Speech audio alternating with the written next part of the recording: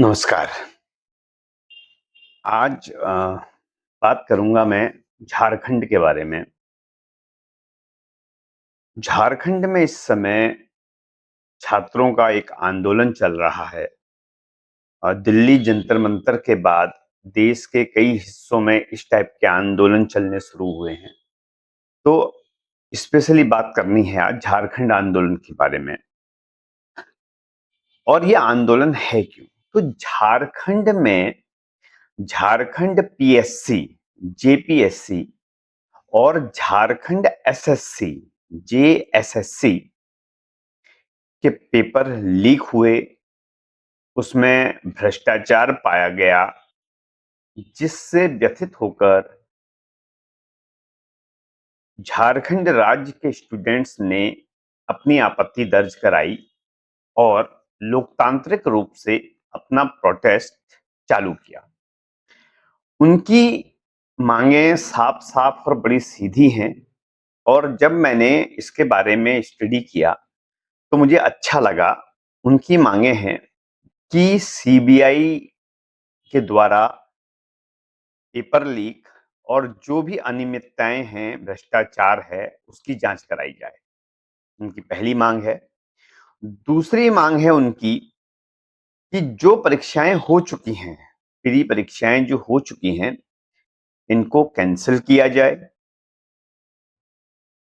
और तीसरी मांग है उनकी कि ट्रांसपेरेंसी के साथ, पारदर्शिता के साथ एग्जाम्स को रिकंडक्ट किया जाए, अपॉइंटमेंट लेवल पर ध्यान देते हुए बच्चों के साथ, स्टूडेंट्स के साथ न्याय किया जाए।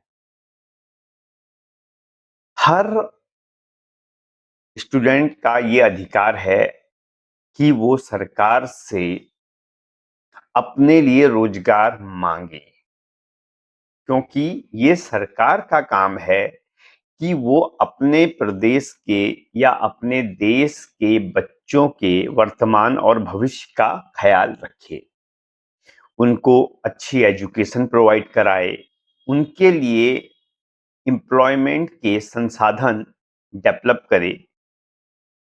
सरकार के स्तर पर भी, जिसे गवर्नमेंट ऑर्गेनाइजेशंस कहा जाता है, और प्राइवेट लेवल पर भी, जिसे इंडस्ट्रियलाइजेशन या बिजनेस कहा जाता है, दोनों जगह पर यह सरकार की जिम्मेदारी बनती है कि वो अपने बच्चों का, अपने लोगों का ध्यान रखे और उनके हित की बात करे। इस प्रोटेस्ट में एक बात बहुत अच्छी हुई जो दिल्ली में नहीं हुई, क्योंकि दिल्ली में जब प्रोटेस्ट जंतर मंतर पर स्टूडेंट्स केंद्र सरकार के खिलाफ कर रहे थे, तो वर्तमान की मोदी सरकार ने उन बच्चों से बात करना भी जायज नहीं समझा। उनकी भूख हड़ताल का कोई असर नहीं पड़ा, बल्कि एक नेगेटिव कॉन्स्पिरेसी उनके खिलाफ गढ़ी गई, उनको बदनाम करने का षड्यंत्र रचा गया। जिस तरीके से भी हो सकता था उनके दमन की तैयारियां दिल्ली में की गईं। लाठी डंडे चले, आंसू गैस के गोले छोड़े गए, पैलेट गन्स चलाई गईं, जिसमें बहुत से बच्चे घायल हुए, चोटिल हुए। धर्मेंद्र प्रधान का इस्तीफा हुआ, लेकिन उस इस्तीफे का जो रिजल्ट है वो सिफर रहा, जीरो रहा। सुधार के लिए जो चीजें करनी चाहिए थी वो नहीं की। लेकिन इसी के उलट झारखंड में एक चीज बहुत अच्छी हुई कि झारखंड में इस समय जेएमएम, झारखंड मुक्ति मोर्चा प्लस कांग्रेस गठबंधन की सरकार है। और यहाँ पर झारखंड मुक्ति मोर्चा के नेता, साफ सुथरी छवि के एक नेता, जिनका नाम हेमंत सोरेन है, वो चीफ मिनिस्टर हैं। हेमंत सोरेन ने खुद भी अपनी सरकार के साथ मिलकर कई दौरे की बातचीत झारखंड में चल रहे स्टूडेंट्स के प्रोटेस्ट के साथ की, और इस बातचीत के जरिए कोशिश की गई कि स्टूडेंट्स की मांग को, जो भी सरकार को जायज लगा उसे माना जाए। और इसमें स्टूडेंट्स को एक बड़ी सफलता भी हाथ मिली और सरकार ने उनकी जेपीएससी झारखंड पीएससी की परीक्षा के रिगार्डिंग जो प्री एग्जामिनेशन था उसको कैंसिल कर दिया है।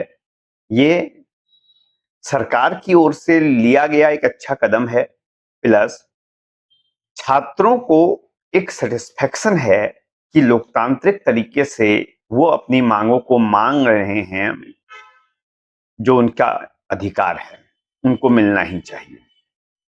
लेकिन अभी भी एक पेंच झारखंड एसएससी के कैंसिलेशन के ऊपर अटका हुआ है, जहां पर सरकार ने उनकी बातों में जांच कराने की बात तो मानी है, लेकिन उसे कैंसिल करने की बात नहीं मानी। तो यहां पर मैं कहना चाहूंगा कि झारखंड सरकार को बच्चों की इस बात को भी मानना चाहिए और एक ऐसा सिस्टम डेवलप करना चाहिए जिससे जो एग्जाम्स हों, जो पेपर हों, वो निष्पक्ष रूप से हों। वहां पर भ्रष्टाचार जितने ज्यादा तरीके से हो सके उतने ज्यादा तरीके से रोका जाए। बच्चों की मांगें जायज हैं और मैं हेमबुतला कोटी उन बच्चों को अपना समर्थन देता हूं, चाहे वो भारत में किसी भी राज्य के बच्चे हों। उनकी बात को सुनना और उनकी बात को मानना सरकार का कर्तव्य है। नाजायज मांग बिल्कुल नहीं है, क्योंकि ये मांग उनके भविष्य की मांग है, उनके वर्तमान की मांग है, उनके सालों की मेहनत की मांग है। और यहां पर जो भी लोग दोषी हैं, जो भी लोग दोषी हैं, उनको उनके लिए कठोर कानून बनाने की जरूरत है। पेपर लीक जैसे मैटर को मेरा अपना एक मानना है और मैं काफी समय से इस बात पर स्टडी कर रहा हूं कि पेपर लीक क्यों नहीं रुक पा रहा। तो इसकी जब मैं रूट में पहुंचा तो मैंने एक चीज देखा कि पेपर जो इस टाइप के पेपर होते हैं, इनका सीधा सीधा संबंध आदमी के रोजगार के साथ होता है, क्योंकि वहां पर एम्प्लॉयमेंट मिलता है। तो ऐसी कंडीशन में जिस चीज से रोजी रोटी मिलती हो, एम्प्लॉयमेंट मिलता हो, वहां एक लालच पैदा हो जाता है। और जहां पर ये पेपर छप रहे हैं या जिसके अंडर में ये पेपर हैं, ऐसे लोग अपने रिश्तेदारों के लिए, अपने बच्चों के लिए सोचने लग जाते हैं, अपनी चालाकी दिखाने लग जाते हैं। ये दूसरे बच्चों के बारे में नहीं सोचते और इसलिए पेपर लीक जैसी घटनाएं जो है दिखाई देती हैं।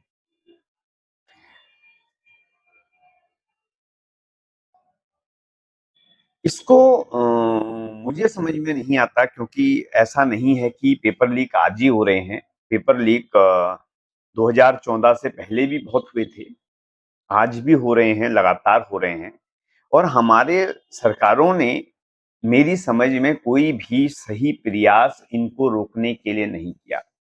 इनको रोकने के प्रयास में पहली चीज होनी चाहिए, अगर पेपर लीक होता है, इसकी इन्वेस्टिगेशन करते हुए जिन जिन बच्चों तक भी वो पेपर जिस जिस माध्यम से भी पहुंचा है, उन बच्चों के रोल नंबर्स को फाइंड आउट करके उनके एग्जाम को निरस्त कर दिया जाए, उनकी सीट को कैंसिल करके दूसरे बच्चों को दे दिया जाए। ये एक सबसे सही तरीका है।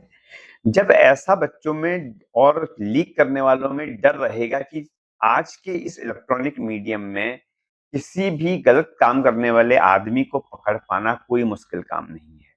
तो जब इस टाइप का डर रहेगा, क्योंकि इसमें फंड ट्रांसफर होता है, इसमें पेपर ट्रांसफर होता है, तो इनको इजीली कैचअप करना आसान काम है। एक तरीका तो ये अपनाया जाना चाहिए कि सीधे सीधे उन लोगों को कैंसिल कर दिया जाए। दूसरा तरीका है कि एजुकेशन की क्वालिटी को सुधारा जाए। School education plus college education की क्वालिटी को सुधार कर पेपर सिस्टम को, जो हम एग्जामिनेशन सिस्टम बना रखा है हमने, इसको 50% खत्म कर दिया जाए, क्योंकि 50% जो स्टूडेंट्स का सिलेक्शन हो वो उनकी एकेडमिक्स के परसेंटेज बेसिस पे कर दिया जाए। अगर किसी के 90% हैं एकेडमिक्स में, तो इससे पता चलता है कि वो स्टूडेंट एक अच्छा स्टूडेंट है। जबकि उस और जो बचे 50% स्टूडेंट्स हैं उनके लिए एग्जामिनेशन कंडक्ट करा दिया जाए, न कि 100%। इससे टाइम भी बचेगा और जो अच्छे बच्चे हैं, जो एकेडमिक्स में मेहनत करते हैं, उनके पढ़ने का तरीका भी बदलेगा। हम ऐसा करने से एक जो कोचिंग सिस्टम जो डेवलप हो गया है, इस पर भी लगाम लगा पाएंगे और क्वालिटी एजुकेशन अगर हम बना दें तो अच्छे बच्चे ही एजुकेशन के मामले में आगे बढ़ पाएंगे, जिनका एकेडमिक रिकॉर्ड ये दिखाएगा कि ये शुरुआत से ही अच्छे रहे हैं। और अगर 1-2% अच्छे बाद में होते हैं तो वो पेपर क्लियर करके उस जगह पर पहुंच सकते हैं। कुछ ऐसे सुधारों की ओर अगर देखा जाएगा तो मैं समझता हूं कि हम इन समस्याओं को, पेपर लीक जैसी और करप्शन जैसी समस्याओं को रोक पाएंगे। एक तीसरी चीज है कि प्राइवेट एजेंसी के जरिए पेपर कंडक्ट ना कराए जाएं, पेपर ना छपवाए जाएं। कोशिश की जाए कि एग्जामिनेशंस के जो भी चीजें हों वो सरकार अपने हाथ में लेकर अपने लेवल पर करे, क्योंकि सरकारी लेवल पर मेरी समझ में भ्रष्टाचार कम होता है in comparison of private level. कुछ ऐसे स्टेप्स अगर हम उठाएं या कुछ और इससे अच्छे स्टेप्स कोई दे सके तो जरूर बताए, हम इन चीजों को रोक पाएंगे। मुझे सुनने के लिए बहुत बहुत धन्यवाद। नमस्कार।